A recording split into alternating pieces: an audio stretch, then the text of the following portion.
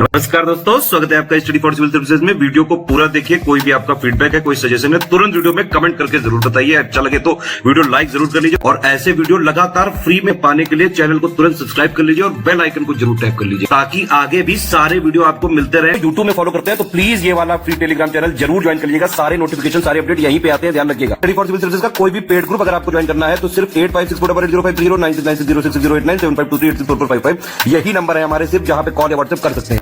Instagram पे हमारा page जरूर फॉलो कर लीजिएगा, studyforcivil.services है। ट्विटर पे हमको जरूर फॉलो कर लीजिएगा, @studyforcivils है। सारे क्वेश्चन अटेम्प्ट करिए और स्कोर अपना तुरंत कमेंट करके बताइए। दोस्तों नमस्कार, स्टडी फॉर सिविल सर्विसेज में आपका स्वागत है। बीपीएससी परीक्षा के लिए हम पेड क्विज लगातार देख रहे हैं। कंटिन्यू करेंगे आज के फर्स्ट क्वेश्चन के साथ। कौन सूफी संत महबूब ए इलाही कहलाता था? ठीक है, तो ऐसे कुछ उपनाम भी या फिर चर्चित नाम से भी लोग जाने जाते हैं भारतीय इतिहास में। देखिए, तो शेख निजामुद्दीन औलिया जो है, ठीक है, इनको कहा जाता था महबूब इलाही, जिसका अर्थ है बिलव्ड ऑफ गॉड। ठीक, ये सूफी संतों में जो है एक प्रमुख स्थान रखते हैं, आपको जानते ही पता होगा ये। और इनकी जो दरगाह है वो कहाँ पे है? दिल्ली में। ठीक, तो इसमें हम डी विकल्प को चुनेंगे। नेक्स्ट है, फूलों की घाटी कहाँ पे अवस्थित है, ये बताना है। तो उत्तराखंड स्टेट में जो ये चमोली वाला एरिया है वहाँ पे वैली ऑफ फ्लावर, जो कि अब एक नेशनल पार्क इसको घोषित किया गया है, यहाँ पे स्थित है। ठीक है, यूनेस्को का एक वर्ल्ड हेरिटेज साइट भी है ये। अगला देखें, भारत में निम्न झरनों में सर्वाधिक ऊंचाई वाला झरना जो है वो कौन सा है?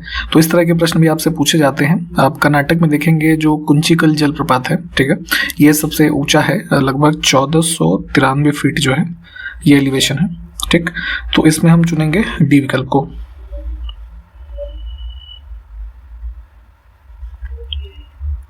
अगला है, मेनाल जलप्रपात किस राज्य में स्थित है, ये बताना है हमको। तो ये एक नदी भी है मेनाल नाम से, उससे ही संबंधित है ये वाटरफॉल, चित्तौड़गढ़ राजस्थान में। ठीक, ए विकल्प को चुनेंगे। अगला है, शर्ब कर जो है किस पर लगाया जाता था? तो इसको हक ए शर्ब भी कहा जाता था। फिरोज शाह तुगलक के टाइम पीरियड में इसको स्टार्ट किया गया उसके द्वारा ही। और एक प्रकार का जो है किसानों से संबंधित इरिगेशन टैक्स था, है ना, वाटर सप्लाई से संबंधित।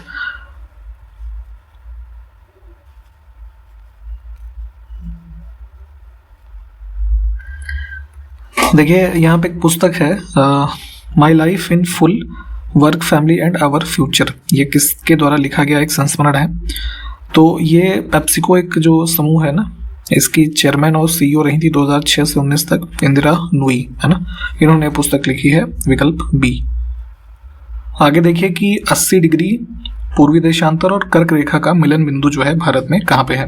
तो जैसे आप 23.5 डिग्री जो है नॉर्दर्न लैटिट्यूड में, आप ये लैटिट्यूड वाली लाइन जो है इसको ट्रॉपिक ऑफ कैंसर के रूप में जानते हैं, जो भारत के लगभग बीचों बीच गुजरती है। ठीक, और फिर जो ये आप लॉन्गिट्यूड्स देखते हैं, ठीक, तो उसमें जो 80 डिग्री है, अब उनका ये जो है यहाँ पे मीटिंग पॉइंट है कहाँ पर पड़ रहा है, हमसे ये पूछा जा रहा है चीज़। ठीक है, तो इसके मीटिंग पॉइंट से लगभग हम जो है इंडिया को 4 भागों में इस प्रकार से डिवाइड होती है, यहाँ पे स्ट्रक्चर कह लीजिए। ठीक, तो ये हमारा कहाँ पड़ेगा? मध्य प्रदेश में। ठीक,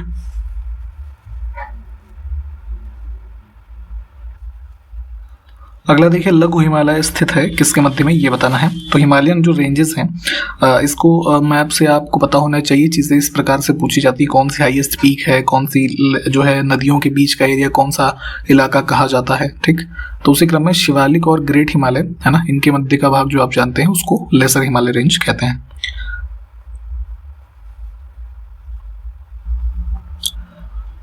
निम्नलिखित में से कौन भारत में संसद के दोनों सदनों की संयुक्त बैठक की अध्यक्षता करता है? तो हमारे जो लोकसभा और राज्यसभा है, तो किसी सामान्य विधेयक पे इनकी जो जॉइंट सेटिंग होती है, तो इसकी अध्यक्षता करते हैं लोकसभा के स्पीकर। ठीक, और एक चीज़ ये ध्यान दीजिएगा कि अनुच्छेद 108 के अंतर्गत जो इसको बैठक को बुलाया जाता है, तो ये शक्ति इस बैठक को बुलाने की किसके पास होती है? भारत के राष्ट्रपति यानी कि प्रेसिडेंट के पास। ठीक, तो यहाँ पे इस पर्टिकुलर क्वेश्चन के लिए सी विकल्प करेक्ट। अगला देखिए कि भ्रष्टाचार निवारण अधिनियम किस वर्ष में पारित किया गया था? तो prevention of corruption act, corruption से डील करने के लिए इसे बनाया गया था भारतीय संसद के द्वारा 1988 में। निम्नलिखित में से कौन सा निकाय धन शोधन और आतंकवादी गतिविधियों के लिए वैश्विक कार्रवाई सुनिश्चित करने के लिए है। ठीक, तो एक संस्थान बनाया गया है स्पेशली जो मनी लॉन्ड्रिंग के केसेस हैं और टेररिज्म एक्टिविटीज हैं इन सबको प्रिवेंट करने के लिए, FATF है ना, फाइनेंशियल एक्शन टास्क फोर्स।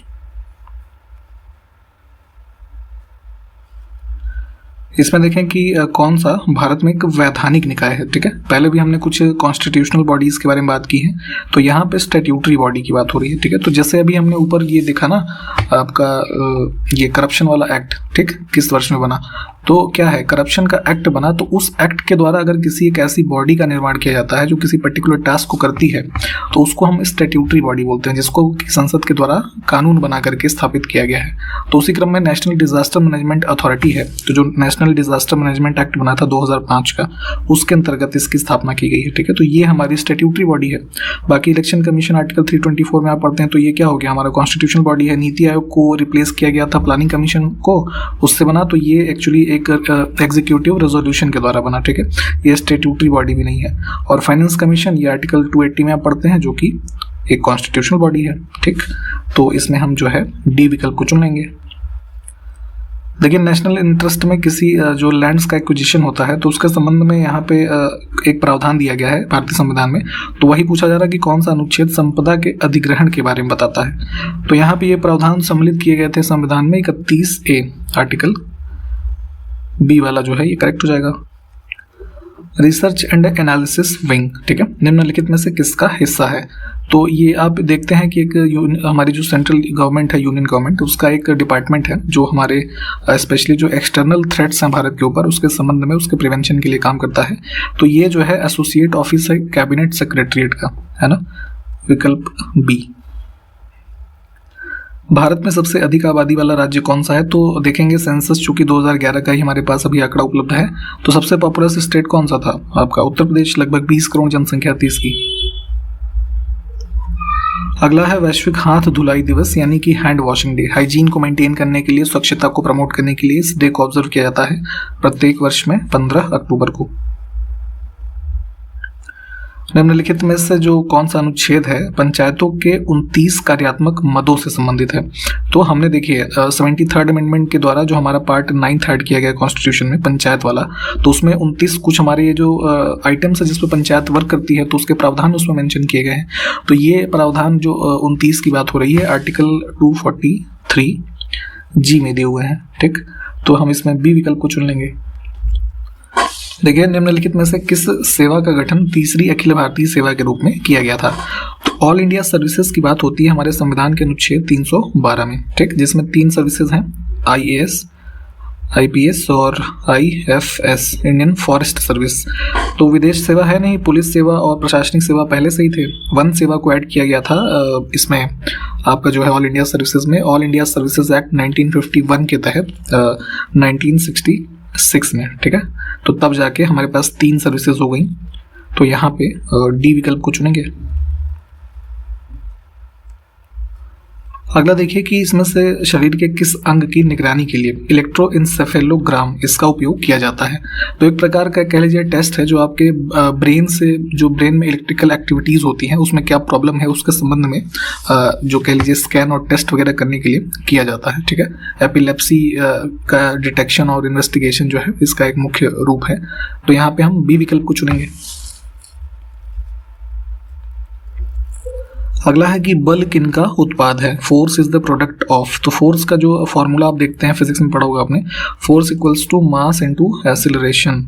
तो ये सी विकल्प जो है ये करेक्ट हो गया, इन्हीं का प्रोडक्ट है। अगला है कि जब प्रकाश एक माध्यम से दूसरे माध्यम में जाता है तो निम्नलिखित में से क्या नहीं बदलता। तो मान लीजिए कि जैसे प्रकाश निर्वात में चल रहा है, ठीक, अब फिर वो किसी मान लीजिए वाटर बॉडी में जाने लगा, तो उसमें क्या परिवर्तित नहीं होगा ऐसी स्थिति में। तो उसका जो फ्रीक्वेंसी होगा, आवृत्ति है ना, ये नहीं चेंज होगा। बाकी के जो विकल्प हैं इनमें परिवर्तन आ सकता है। अगला देखिए कि निम्नलिखित में से किसका प्रयोग त्रिविमीय चित्र लेने के लिए किया जाता है। तो 3D पिक्चर्स, या जैसे आजकल आप पिक्चर ये मूवी वगैरह देखते हैं ना 3D में, तो इन सब कॉन्सेप्ट को जो बनाने के लिए एक टेक्निक होती है होलोग्राफी, है ना, इसको यूज करते हैं, होलोग्राफिक प्रोजेक्शन। अगला देखें, भारतीय अंतरिक्ष अनुसंधान संस्थान का मुख्यालय भारत में कहाँ स्थित है। तो इसरो की बात हो रही है ना, इंडियन स्पेस रिसर्च ऑर्गेनाइजेशन। ये इसमें कर्नाटक के बेंगलुरु में स्थित है। आगे देखें, सम्राट अशोक की मृत्यु के बाद कौन से साम्राज्य का या राजवंश का तेजी से पतन हुआ। तो चूंकि किससे संबंधित थे, मौर्य वंश से, ठीक। तो यहाँ पे इनकी डेथ के बाद जो है मौर्यन एम्पायर मेनली दो पार्ट्स में डिवाइड हो जाता है, वेस्टर्न और ईस्टर्न रीजन में, और तमाम तरीके के कॉजेज होते हैं इनके डिक्लाइन के साम्राज्य के, जिसमें बाद के जितने भी रूलर्स हुए काफ़ी वीक थे, और सेंट्रलाइज एडमिनिस्ट्रेशन होने की वजह से भी नॉर्थ वेस्ट फ्रंटियर जो था इसमें नेग्लेक्ट, ये सब कारण थे इनके राजवंश के डिक्लाइन होने के, ठीक। तो विकल्प हम बी को चुनेंगे। दिल्ली पहली बार किस डायनेस्टी या जो है यहाँ पे रूलर्स के तहत एक राज्य की राजधानी बनी, ठीक। तो पहली बार कैपिटल जो है वर्तमान का जो दिल्ली आप भारत की कैपिटल के रूप में जानते हैं, सबसे पहले तोमर राजपूतों के अंतर्गत ये किसी राज्य की, उनके किंगडम की राजधानी बनी, ठीक है। अनंगपाल तोमर जो है इस डायनेस्टी के फाउंडर माने जाते हैं, इनका नाम भी ध्यान रखें। इसमें देखें किस उर्वरक के लिए बड़ी मात्रा में सल्फ्यूरिक एसिड जो है उसका उपयोग किया जाता है। तो फॉस्फेटिक फर्टिलाइजर जो भी बनाए जाते हैं उसमें बड़ी मात्रा में यहाँ पे सल्फ्यूरिक एसिड यानी कि H2SO4 इसका यूज होता है, ठीक। तो ध्यान रखेंगे इसमें विकल्प ए जो है ये करेक्ट होगा। इनमें से कौन सा क्षेत्र संगमरमर के खनन के लिए भारत में प्रसिद्ध है। तो राजस्थान का जो ये है मकराना है ना, नागौर डिस्ट्रिक्ट में ये स्थित है। वाइट मार्बल जो है इसके माइनिंग के लिए काफ़ी ज़्यादा जाना जाता है, और ताजमहल जो है उसमें जो प्रयोग हुए हैं मार्बल्स माना जाता है ये यहाँ से लिए गए। इसके अलावा जैसे विक्टोरिया मेमोरियल जो कोलकाता में बनाया गया है ना, बिरला टेम्पल जो जयपुर का है, इसमें भी इनका जो है व्यापक रूप से प्रयोग किया गया है। किस वर्ष में राष्ट्रीय किसान आयोग की स्थापना की गई थी। तो वही एमएसपी वगैरह के संबंध में रिकमेंडेशन के लिए और कुछ एग्रीकल्चरल रिफॉर्म्स हो सकते हैं, एमएस स्वामीनाथन की अध्यक्षता में 2004 में बनाई गई थी। अगला है भारत में ऑपरेशन फ्लड का संबंध जो है किससे है। तो जो है ये शुरू किया गया था वर्गीज कुरियन की अध्यक्षता में दुग्ध उत्पादन के लिए, ठीक है, ऑपरेशन फ्लड। इसमें देखिए कौन सा मठ जो है सिक्किम राज्य में स्थित है। तो बुद्धिस्ट मोनेस्ट्रीज अलग अलग राज्यों में स्थित हैं, काफ़ी पॉपुलर जो है, लगातार आपसे ये भी पूछी जाती हैं। उसी क्रम में अगर हम देखेंगे इन दिए हुए विकल्पों में से तो रूमटेक मठ जो है ये सिक्किम में स्थित है। विकल्प यहाँ पे सी जो है इसको चुन लेंगे, ठीक है। ये लगभग जो है 18वीं सेंचुरी के आसपास में इसको बनाया गया था, धर्म चक्र सेंटर भी इसको कहा जाता है। अगला देखिए पंचमहल इसमें से किस भारतीय शहर में स्थित है। तो आगरा शहर जो है उत्तर प्रदेश का, वहाँ फतेहपुर सीकरी जो स्थापित किया गया उसी में पंचमहल को बनवाया गया अकबर के टाइम पीरियड में। इसमें कुछ जो है आप देखेंगे तो बुद्धिस्ट आर्किटेक्चर से भी मिलता जुलता स्ट्रक्चर अपनाया गया है, ठीक। तो ए विकल्प करेक्ट हो जाएगा। अगला देखें अल्फा केराटिन एक प्रोटीन है जो किस में मौजूद होता है, ठीक। तो आप देखेंगे ये जो है बाल में भी होता है और स्किन से भी संबंधित है। तो दो विकल्प इसमें करेक्ट हो जाएंगे। तो यहाँ पे ई को चुन लीजिए। निम्नलिखित में से किस विटामिन का उपयोग थक्का रोधी विषयों के प्रति प्रतिरक्षी के रूप में किया जाता है, ठीक है। तो मान लीजिए कुछ जो ऐसे पॉइजन्स हैं उसके एंटीडोट के रूप में हम कौन सा विटामिन यूज करते हैं, तो ये होता है विटामिन के, ठीक। इसको डी विकल्प को चुनेंगे, ये ध्यान रखिएगा। इसके जो सोर्सेज होते हैं विटामिन के वो आप जैसे पत्तीदार जो सब्जियां होती है हरी, है ना, फल कुछ मान लीजिए इस तरीके के, उनसे इसको मुख्य रूप से शरीर को आप दे सकते हैं, ठीक, अगर नेचुरल सोर्स की बात करें तो। इसमें देखिए कौन सा युग्म सुमेलित नहीं है, ठीक है। विटामिन ए की कमी से होने वाला रोग है आपका जैसे ये आँख की रोशनी वगैरह कम हो जाती है, नाइट ब्लाइंडनेस वगैरह कह लीजिए, ठीक। ये गठिया गलत है, बाकी बी का सही है, सी भी सही है, डी भी सही है, ठीक। ए को चुनेंगे। आगे देखें कि मानव शरीर में जो एंटीजन होते हैं उसकी मुख्य विशेषता क्या होती है। तो आपके बॉडी में जो है ये एंटीबॉडीज के फॉर्मेशन को है ना इंड्यूस करता है, उसको प्रेरित करता है, जो प्रतिरक्षा के रूप में आपके लिए काम करते हैं, ठीक। तो मुख्य रूप से इसका कार्य बी विकल्प हो जाएगा। देखें ग्रीन मफलर जो है ये टर्म किस प्रकार के प्रदूषण के लिए प्रयोग किया जाता है। तो ये संबंधित है नॉइस पोल्यूशन से। एक ऐसी टेक्निक होती है ग्रीन मफलर जिसमें आप नॉइस को कम करने के लिए जो पोल्यूटेड एरिया है वहाँ पे आप जो ग्रीन प्लांट है ना, इसकी ऐसे कतार लगा देते हैं। तो जैसे आपने हाईवेज वगैरह पे देखा होगा, इंडस्ट्रियल एरिया में देखा होगा कि ऐसे रोज में प्लांट्स को लगाया जाता है ना, तो क्योंकि ये नॉइस को अवशोषित करते हैं एक प्रकार से, तो उसके लिए ग्रीन मफलर जो है ये टर्म यूज होता है। भारत में अल्पसंख्यक अधिकार दिवस, जो भी अल्पसंख्यक हमारे समुदाय हैं उनके अधिकारों से संबंधित एक दिवस मनाया जाता है प्रतिवर्ष। हम जो मनाते हैं इसको 18 दिसंबर को। एक पुस्तक लिखी गई rewinding the first 25 years of ministry of electronics and information technology. तो इसके लेखक कौन है ये बताना है। तो फॉर्मर एडवाइजर थे मिनिस्ट्री ऑफ इंफॉर्मेशन और टेक्नोलॉजी के, ये आपके जो है SS ओबरॉय है ना, इनकी पुस्तक है। हमारे सौरमंडल के किस ग्रह का कोई भी चांद यानी कि उपग्रह नहीं है। तो नेचुरल सैटेलाइट जो होते हैं उनको उपग्रह के रूप में आप जानते हैं। जैसे अर्थ का सैटेलाइट कौन सा है, मून, ठीक। उसी प्रकार से जो हमारे मरकरी और वीनस हैं, है ना, इनके पास प्राकृतिक उपग्रह नहीं है। तो इसमें हम यहाँ पे सी विकल्प को चुनेंगे। निम्नलिखित स्थानों में से गदर आंदोलन जो है वो कहाँ पे आरंभ हुआ था ये बताना है। तो हमने पहले भी बात की थी कि 1913 में सोहन सिंह भाकना जो है इससे संबंधित थे। यहाँ पे इसकी फाउंडेशन होती है यूनाइटेड स्टेट्स ऑफ अमेरिका में, ठीक है। ब्रिटिश रूल जो इंडिया में था उसको ओवरथ्रो करने के लिए एक ये मूवमेंट चलाया गया और जो है तो उसी के संबंध में यहाँ पे पूछ रहे थे आपसे। तो इसमें यहाँ पे देखेंगे तो यूएस का नाम लिखा नहीं हुआ है, तो हम इसमें ई विकल्प को चुनेंगे। –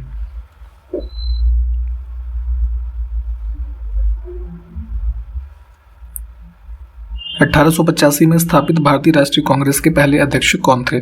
तो अब इसमें देखिए फाउंडिंग जो की गई कांग्रेस की 1885 28 दिसंबर को बॉम्बे में, लॉर्ड डफरिन थे उस समय पे। और इसमें देखेंगे तो ये पहले अध्यक्ष जो इसके हुए ये हुए व्योमेश चंद्र बनर्जी। तो इसमें बी विकल्प को हम चुन लेंगे। अगला देखिए परमाणु भार के आधार पर पृथ्वी पर पाया जाने वाला सबसे भारी तत्व कौन सा है इसमें से, ठीक। तो एटॉमिक वेट के हिसाब से देखेंगे तो ये हो जाएगा यूरेनियम, है ना। इसका एटॉमिक नंबर होता है 92, इसको भी ध्यान रखें, विकल्प ए।